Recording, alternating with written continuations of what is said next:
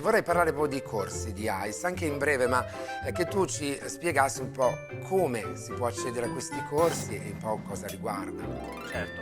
Beh, allora i corsi partono ogni semestre, quindi partono nel periodo diciamo di gennaio-febbraio e poi partono nuovamente verso settembre-ottobre. I corsi di formazione ormai di ICE sono noti, facciamo formazione su un corso distribuito in 3 livelli. Il primo livello, che è di carattere generale, si parla del vino, di come nasce il vino dall'uva al vino, un accenno sui distillati, un accenno anche sulle birre, bisogna sapere un po' di tutte le bevande, il sommelier serve di tutto, anche l'acqua. Certo. Secondo livello l'enografia, quindi quel patrimonio di 400 vitigni autoctoni che noi abbiamo in Italia, andiamo in Francia, i nostri cugini francesi che se la cavano benino anche loro a fare il vino, poi Spagna, Portogallo, il mondo, e al terzo livello andiamo a culminare quello che è il percorso formativo con lo studio dell'abbinamento cibo-vino, quindi quello che facciamo qui è il risultato in pratica. Certo che fate anche in tantissime altre manifestazioni per dare proprio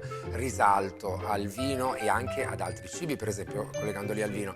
La cosa interessante è che però è proprio una cultura, quindi anche il piacere del sapere, oltre all'esercitare magari la professione del sommelier, quindi anche una questione personale, credo, no? Direi che il motivo per cui una persona si avvicina ai corsi di formazione, ai corsi per sommelier, a parte lo scoprire cosa c'è all'interno del calice, ma c'è soprattutto l'interesse verso la parte della cultura, quindi la storia del vino, il motivo per cui abbiamo questo patrimonio enorme da valorizzare e, come ti dicevo appunto, poi trovare l'abbinamento, lo studio dell'abbinamento, il capire perché quel dolce sta bene con il vino dolce e via dicendo. Sì, perché molto capire anche i profumi, il perché voi sì. citate determinati frutti o determinate componenti. Insomma, un mondo meraviglioso che vi darà la possibilità veramente di scoprire tanto del vino, ma anche tanto di voi stessi, perché c'è una ricerca continua delle proprie sensazioni.